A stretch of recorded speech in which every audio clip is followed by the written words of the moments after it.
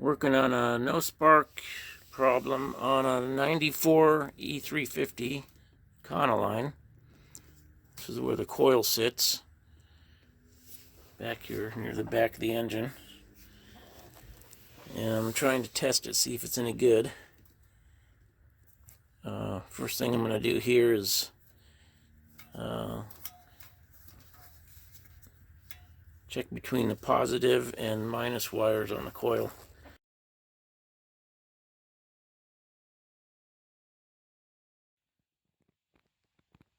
Okay, I'm going to check the resistance of this coil, and we should measure between the primary side, which is the plus, and the minus. I got my meter just set on auto, and we should get 0.5 to 2.5 ohms. We have 0.7, so that's okay. And then if you want to measure the secondary, we go between plus and the high voltage terminal. Ideally, we should get 15 to 25,000 ohms. We're only getting 7,830 ohms, 7.83K instead of like 15K to 25K. So it'll either read open and it's bad, or read way too high and it's bad. So that's not really, that's closer to a short than it is where it should be. So maybe that's my problem with no spark. I've already put another distributor in it.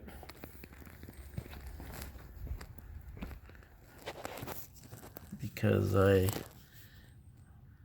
I'm stupid.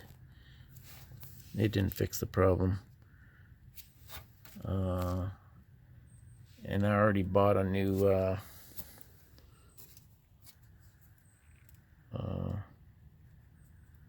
ignition module. Put it on there and it didn't fix the problem. So I'm stupid twice. Well, I finally found some schematics, so I can go ahead and check all my powers and grounds and wires and make sure all that's good. This ground wire on the cable is bad. It's not very good.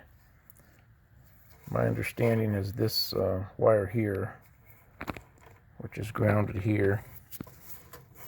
If you don't have a good ground here, then you're not grounding your EEC very well. Probably not grounding anything very well.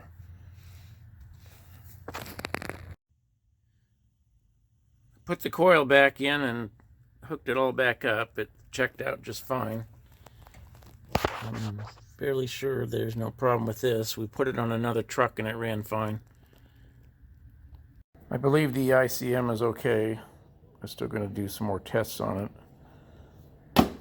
I did buy another one and try it, plugged it in. It didn't change the problem, so trying not to do parts changing, but I didn't have a good way of checking it. Now I have a better way of checking it, a schematic and stuff. So I'll check this out.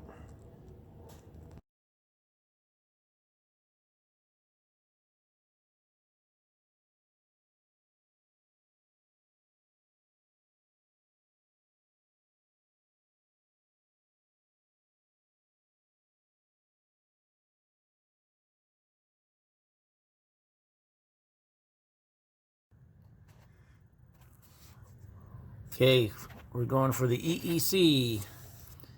I'm going to take this out and check the capacitors in it. That might have something to do with our no spark problem. Everything else seems to check out okay. So that already undid this bolt right here. You just undo that bolt. This comes out of the way.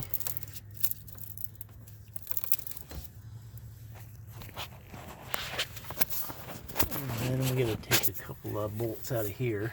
Looks like one here and one over there. And this thing should slide out.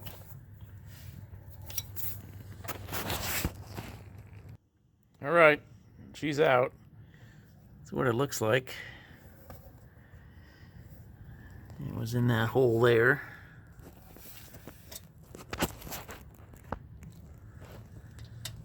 So now,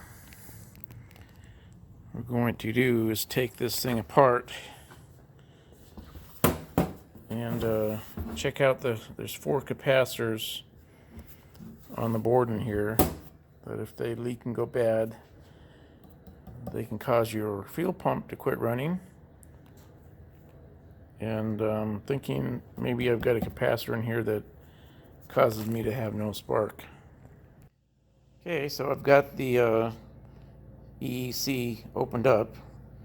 There was a screw on this side and one on this side. 2 covers, one on this side and one on this side. That just come right off. So but now you can see inside. This one has 3 capacitors in it. It looks to me like they've been leaking. It's discolored.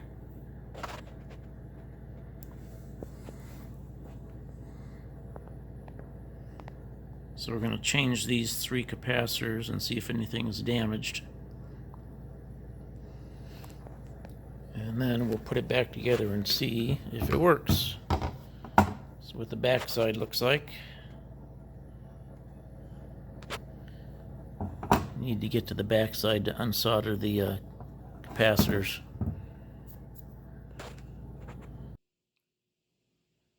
Going to attempt to fix this EEC for a '94 Ford Econoline.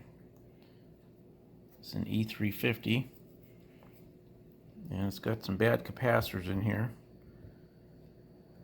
That one, and that one over there. And it's done some leaking on the old circuit board. So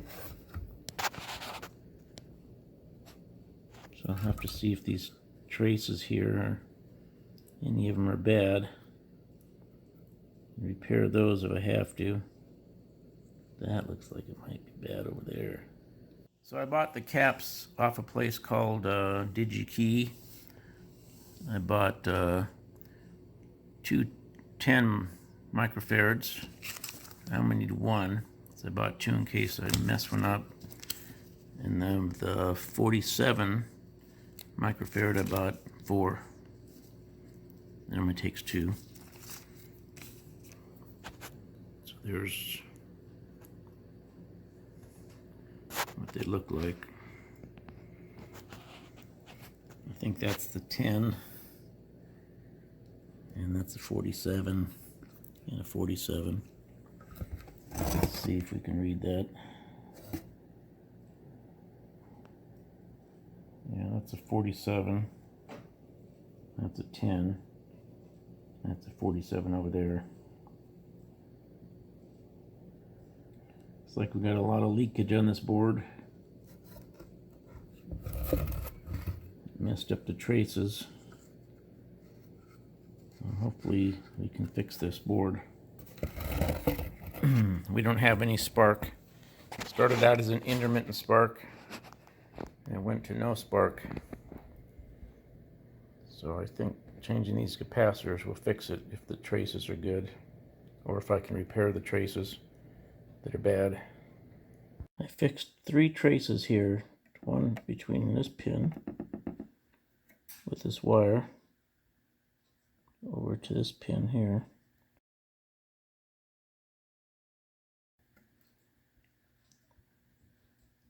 It fixes this trace right here that's open right here.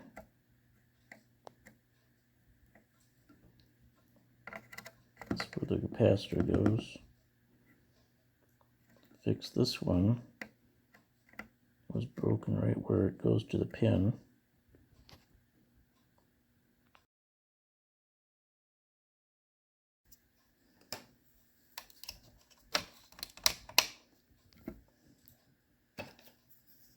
fit it on a light table. Let's see right here where I soldered between these two right here.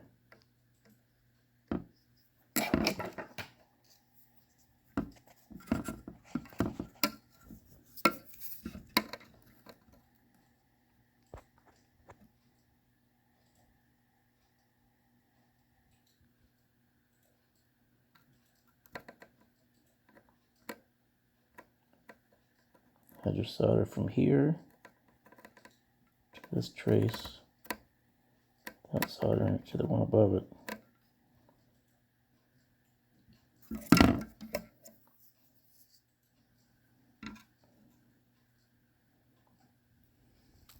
So you can see where this one's open right here.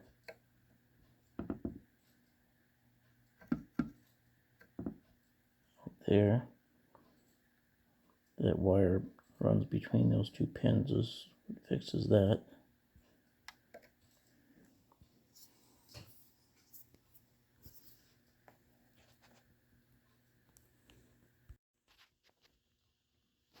There's a trace on the back side of this board that I fixed by finding the pins on this side and put a wire between there and that one. So this wire here fixes a trace on this side that goes between a point under this diode over to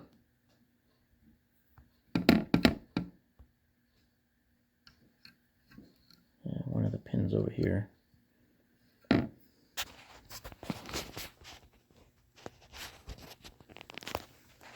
Now I've got to put the new capacitor back in here. Okay, the new capacitor is soldered in.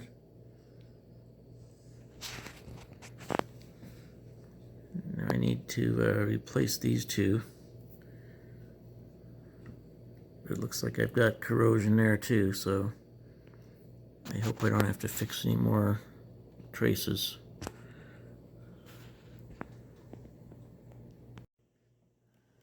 Right, there it is.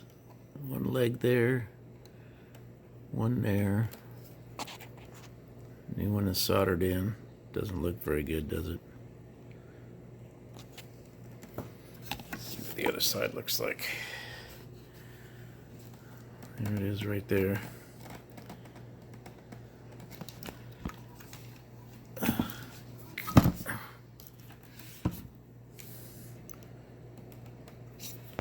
Doesn't look that great on this side because there's nothing on this side to solder to.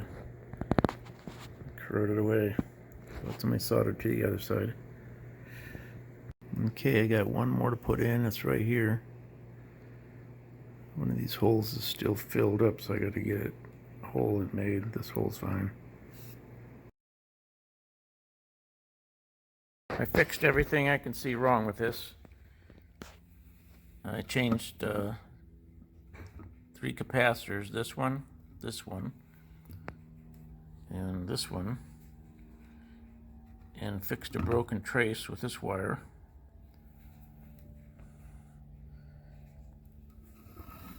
And there was also a little trace right here. I don't know if you can see that. It had a little test point like this one here, but the trace was not hooked to it anymore, so I was able to bridge that with solder from that point to this trace.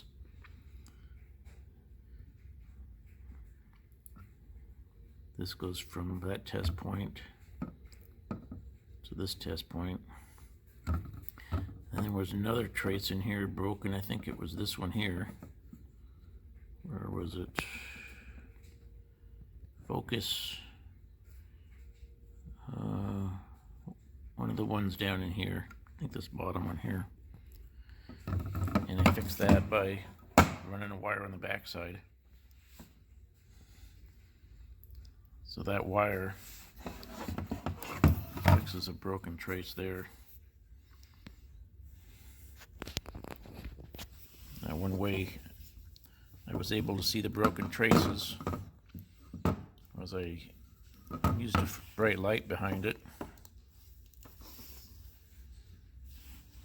Put it behind it. Let's see if I can do this and hold the camera.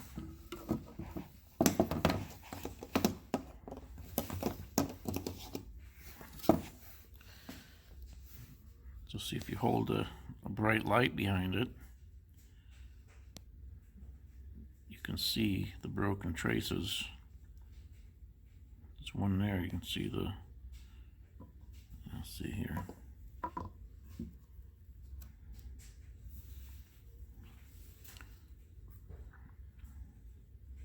There's one right here. You can see where it was broken, where my finger's pointing. Right there, and that's, I think that's the one the wire in the back fixes. So it's kind of neat. You could kind of see where the traces went, which ones were broken.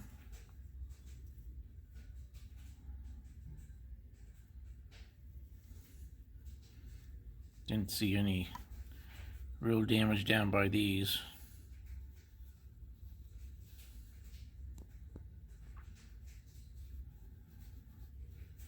Let's see. So we're going to put it in now and see if it works. We need to reinstall this. It's like the spark module, ignition module. Reinstall this.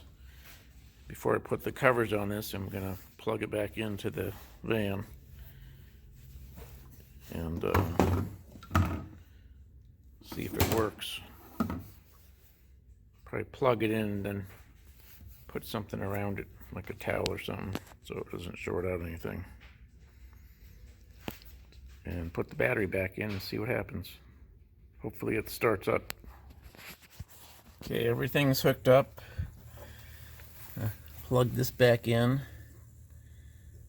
Wrap this up in towels so that none of the contacts in the back of it would touch anything. Set it in here away from the belt. Put the spark module or ignition module back on. It's just laying down there, and put the battery on. Got my remote starter on there. So now we just need to go turn the ignition on.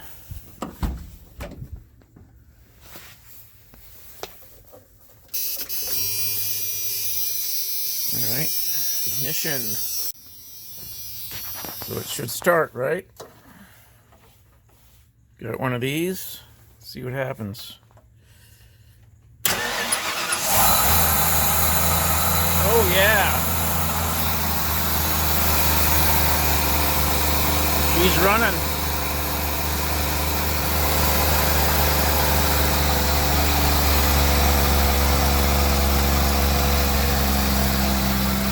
All right, it's fixed.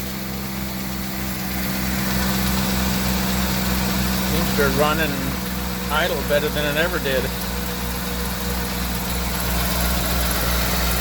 Probably what's been wrong with this thing since I bought it 7 years ago, 8 years ago, who knows.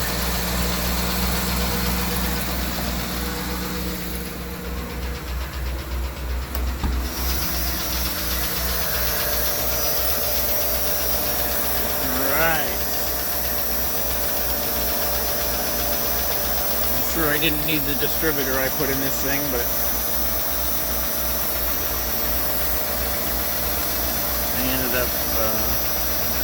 messing up the original distributor when I tried to take it apart. So I did have to put one of those in there. The original coil. Everything else is the original except for the replacement of those capacitors on the EEC.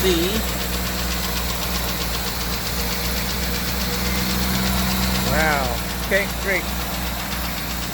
I can put it back together now. Maybe we should put it in gear and see if it stalls.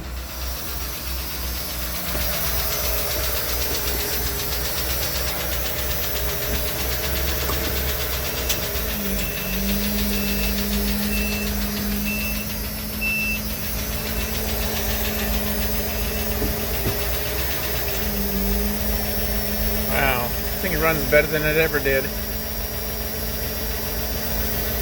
Oil pressure has never worked. It's got oil pressure, but the sending unit must be bad. And the water temperature gauge, it'll move eventually, but it never gets up into the normal range. So I think it's got a bad sending unit too.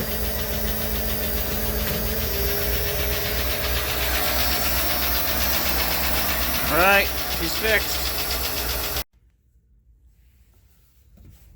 Okay, there's two plates that went on there. Put those back on.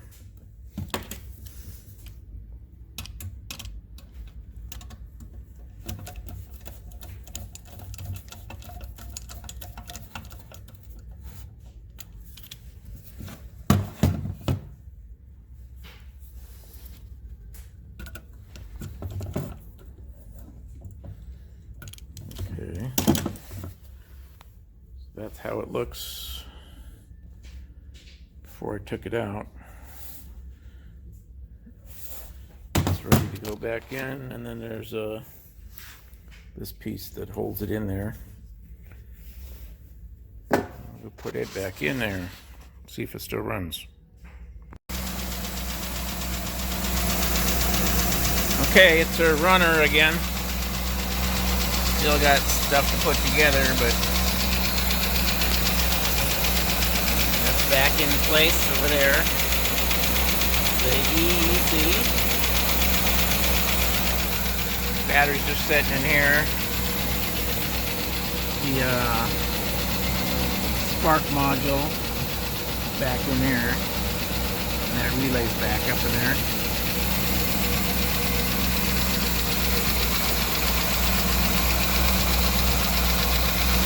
I guess I got the timing right because it seems to be fine. Tried to put the distributor back where it was when I put the new one in there.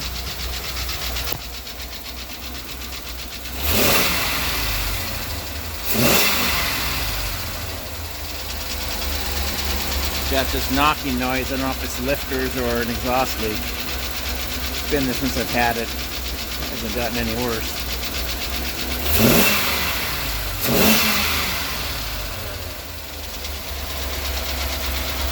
Alright.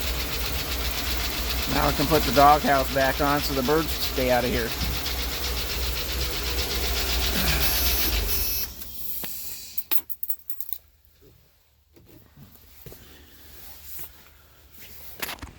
Strobes are strobing.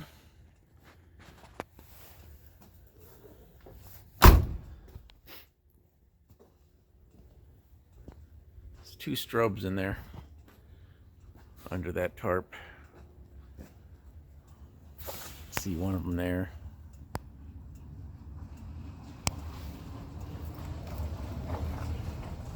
All right, well, I'm not going to work on any more tonight. It's dark and it's cold.